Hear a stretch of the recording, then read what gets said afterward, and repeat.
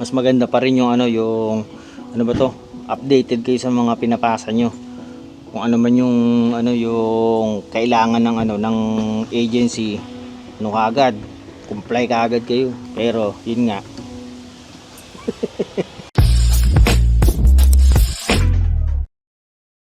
yun. Ano magawa no? Wala lang, nagbabarbecue sa harapan ng bahay kasi para meron akong pulutan. Na joke lang, ulam pala. Ito yung binili ko na ihawan. Yan, $69, naka-sale, dating $89. Ano lang yan, propane. Ayos na sa presyo. Kaya lang problema ko nga yan, nung time na binili ko yan, dadaling kasi namin sa, 'di ba, sa camping. Sa pagpunta ko dun nung binili namin, nakakaon pa. Sabi ko pwede na yan, akala ko ready to use na Pagdating dun, inassemble ko pa.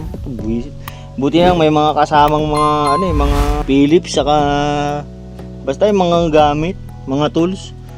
Buti na assemble ko dun Hindi, mabibuisit kami kasi nagprepare na kami ng iihaw tapos hindi pala maluluto.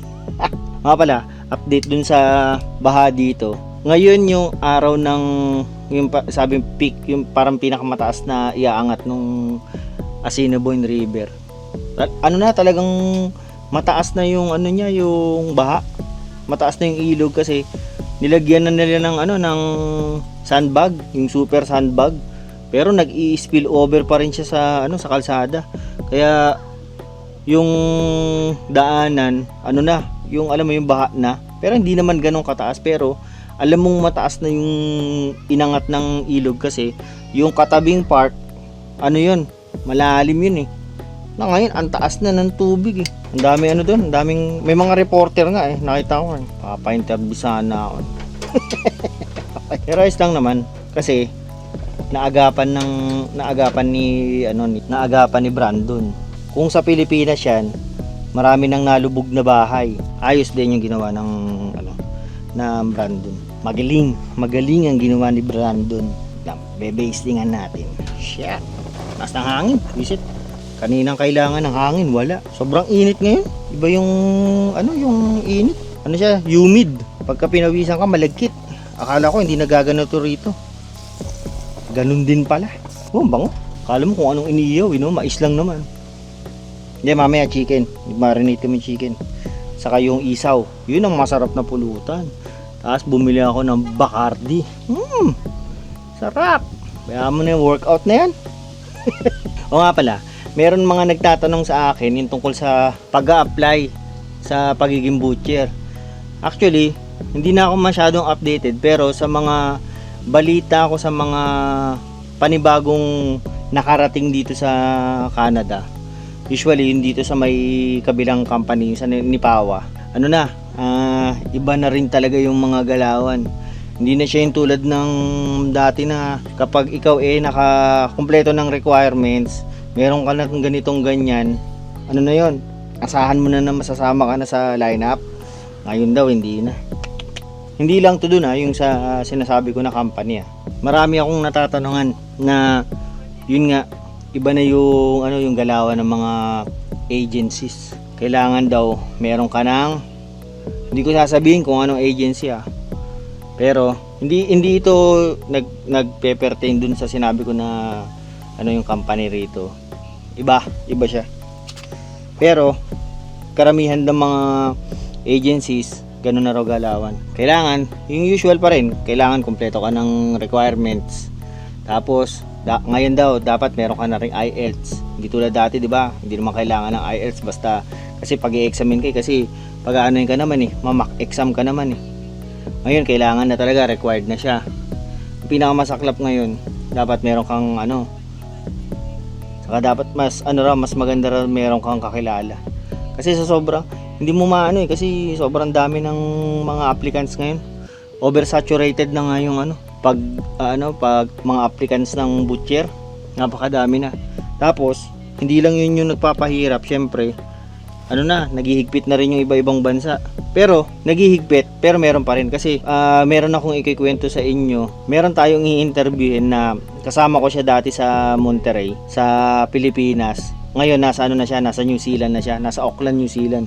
Ano yun, ano muna siya, nag shout out kay John Ray.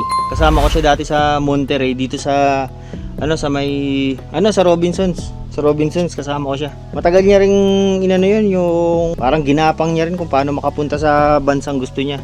Kasi syempre ang pinaka end goal mo pagka ikaw nagbubutcher, yung mapuntahan yung mga magagandang countries, di ba?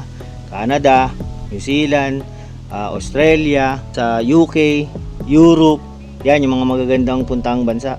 Pero ang stepping stone mo nga, magtrabaho muna locally diyan sa atin, sa Pilipinas. Tapos kung ikaw bata-bata pa, pwede ka muna pumunta sa Middle East, kumuha ka lang ng experience, saka parang magamay mo yung pagiging OFW. Mahirap kasi talaga. Meron tayong mga kasama na hindi kinaya, umuwi rin, ganyan. Mas maganda yon, at least pagka nasa Middle East kayo, medyo malapit-lapit, pwedeng lang kung ayaw nyo, kung hindi kaya ng inyong damdamin, ganyan, uwi lang. Tapos yun, pag yun na experience sa Middle East, yun nga, yung mga pinupost ko sa aking Facebook, ang karamihang mas mabilis ngayon yung mga cross country, lalo na yung mga nasa Middle East, kasi ang daming mga ngayon agencies na mas prepare nila, nagtrabaho ka na, yung nag-gain ka na ng experience outside Philippines. Basta abang-abang lang kayo sa post ko sa sa Facebook yan.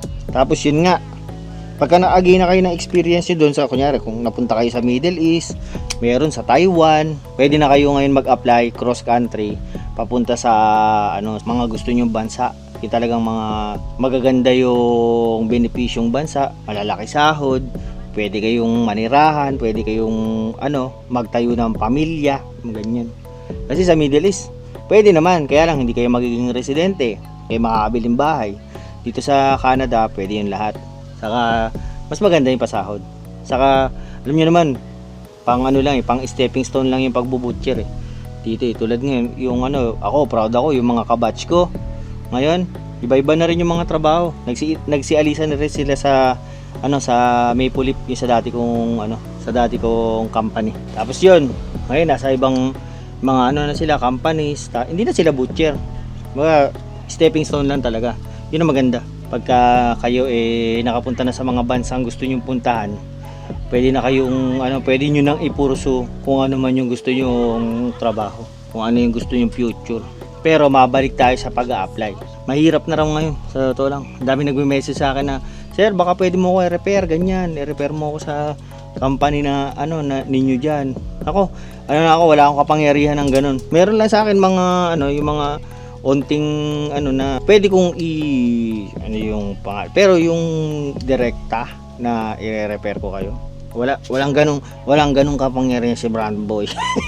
Pero ang pinaka ma-advise ko lang sa inyo, talaga, ituloy-tuloy niyo yung pag-a-apply. Saka dapat yung inyong mga requirements updated. Tapos dapat ready kayo palagi. Yung telepono nyo, kasi tatawag yung agency na meron kayong ganitong dapat na asikasuhin, dapat ready kayo, ganyan. Saka ang pinakamagandang advice ko sa inyo, yung inyong application, dapat tuloy-tuloy kayo magpapasa. Huwag kayong aasa lang sa isang yung isang agency na okay ka na dito, sigurado ka na. Hindi, mas maganda apply ka lang ng apply. Mag-walk-in, online. Huwag kayong lang yung magdedepende lang sa online ganyan. Mas maganda pa rin yung yung updated kayo sa mga pinapasa nyo. Kung ano man yung yung kailangan ng agency, kagad comply kaagad kayo. Pero yun nga. Pero yun lang, nag-update lang ako ng mga bagong galawan dito sa sa pag-a-apply, lalo na sa pagbubutcher. Hindi naman siya nawala, pero yun nga, umihirap. Saka dapat meron kang may mga contact ka dapat ngayon, meron kang pampadulas, ganyan. Hindi ko nilalahat pero ganun na raw ang galawan dyan sa Pilipinas, kaya mahirap. Yun lang, at ako'y pinapawisan nag-iihaw pero nagsasalita rito. Shit, ang daming ginagawa.